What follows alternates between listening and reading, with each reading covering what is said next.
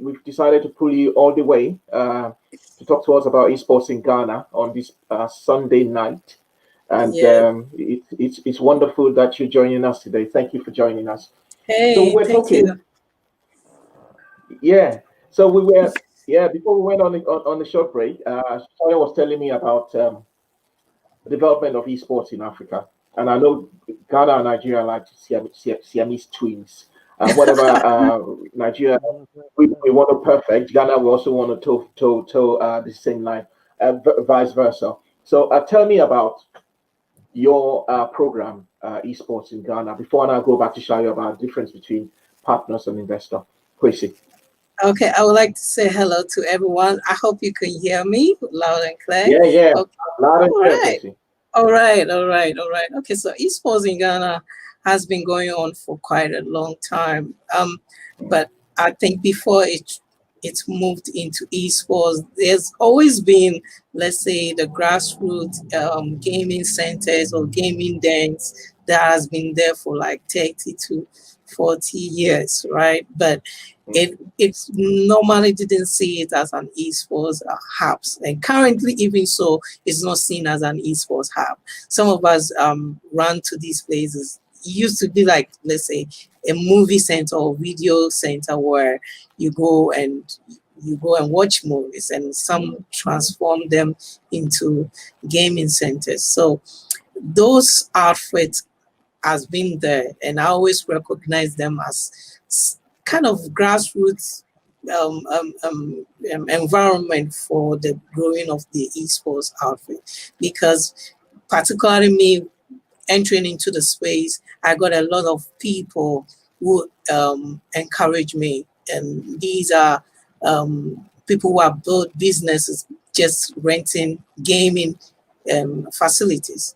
And my first tournament, the all the consoles that I needed came out of a gaming center, right? And the owner willingly gave me all this, say, hey, use it for your event. And he came out, brought the gamers from his local hood, brought them to the event ground and make sure that the event was going on. And I always recognize that.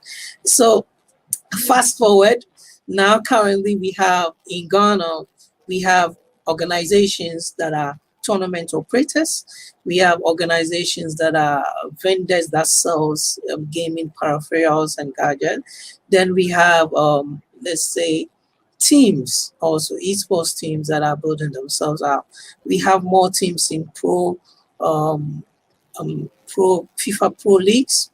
We have teams that are specified in specific games, and such organizations are doing well in what they want. They have their focus that they want to run. So for us at Esports Ghana, our organization is much more like a trade association, right? Where we have different bodies. So we have esports or tournament organizers. We have even photography and media agencies, all part of us, because we want to bring that synergy where the technology, education, all the elements that makes esports viable and sustainable are also in the space. So our organization have a multiplicity of organizations, of entities that comes into play their part within the esports ecosystem in Ghana. Oh, beautiful. You know what? I'm already thinking about having. I don't know if this is already in place, but I'm already having that sense of having a Nigeria v Ghana esports competition. Okay, to be sponsored by the Way Show. All right, we're going to have that. So it's something we probably we'll talk to you guys about at some point. Sayo, tell me the difference. Tell me why you say you need partners and not investors. Why I've said this is this. About 2 months ago, David Beckham, the famous footballer, bought over an esports team and invested and floated it. Well, actually, they floated on the London Stock Exchange for over 20 million pounds. Okay, so that's an investor. All right. So tell me why you said we need partners and not investors in esports in Africa, Shai. Oh well, I'll debunk the fact that David Beckham is an investor. I'll say he's more of a partner on the guild, Okay. and that's because he's throwing his reputation online. He's And his opening them money up. too, because he's bought 25% of that team. Yes, yes, and he's opening them up to his network. We know what Yeah. Magic, his presence on the team, actually on the Guild esports team, did for them Yeah. getting on the Lagos on the London Stock Exchange. Stock exchange. Yeah. You understand what I'm saying? So it's a big deal for you to do much more than just put money in. There are other things you can do. There are other Mhm. doors you can open beyond just the money. Because the truth is, when you put the money and there is no sustainability plan in place, don't leave that to just the guys on ground. And like Yep. I've said it once before, I said we can only see as much as what we have in our ecosystem, be it Ghana, Nigeria, South Africa, or what it's not. But if you come in, bring what is available, maybe in London, India, we've seen Malaysia also coming through, and you show us what's happening there also, then it's a big deal. And I know you know about the very popular chicken franchise, which is all over the world. They Mhm. don't leave the guys who are on the franchise to their whims and caprices. They still have them on a mega brand Hmm. that coordinates the marketing activities. That shows that they want them to grow. It's left to you to either take the advice or not, but you are not just a franchisee who they're putting money or you're putting money in them, because it works both ways.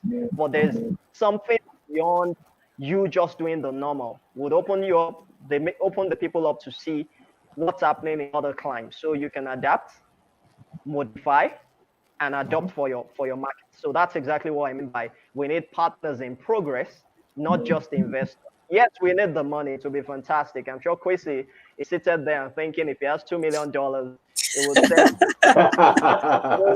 Accra and Kumasi ablaze in esports wonders. And I know the magic he can do. We've seen him, wield his magic there. And we can say the same for us in Nigeria. And it's not just us. There are other people who are also playing in the space. And if we get this investment coming in whatever shape and size, we would actually do much more than we're doing right now. So yes, our investors should also be our partners who would open us up to much more bigger potentials than just the money. Hmm. I think Quincy, that yeah, go on, Quincy, um go on. I agree with I agree with him 100% when we say that within the Africa ecosystem and space is not much more about investors, because our roadmap is quite different from other continents, right? Whereas our terrain is boils down to culture, boils down to social interventions, boils down to so many factors that comes into the space to make sure that esports becomes sustainable. And as Charles is talking about partners, I normally call it collaborators, because the two Exactly. words are Hmm. almost the same thing. Almost the And same, innit? yes, and I've written an article on why Africa needs to collaborate and why we need collaborators and partners and in the not, same and not space. investors. Yes, because it's not something that you want to throw money and you see the physical manifestation right now, right? Hmm. But if you want to be a partner, then you know that I want to go a long war with Africa, whereby you're looking Exactly. at 10 to 20 years. You want to build brand loyalty. You want to build an integrity with whatever investment. And you just don't want to say, okay, I'm going to put in, let's say, $2 million Yeah. and expect that the next year I'm going to get that $2 million. It won't Exactly. happen. It won't happen in Africa. But if you want to say, okay, I'm going to put in, let's say, $2 million, and I'm going to make sure that in the next 10 to 20 years, that $2 million is yielding results, right? And you're going to put in yourself into the space and grow it with the people on the ground, just like Shao said, that means that it's going to happen for you. And you may not probably live long enough to see your investment, but definitely that investment will touch so many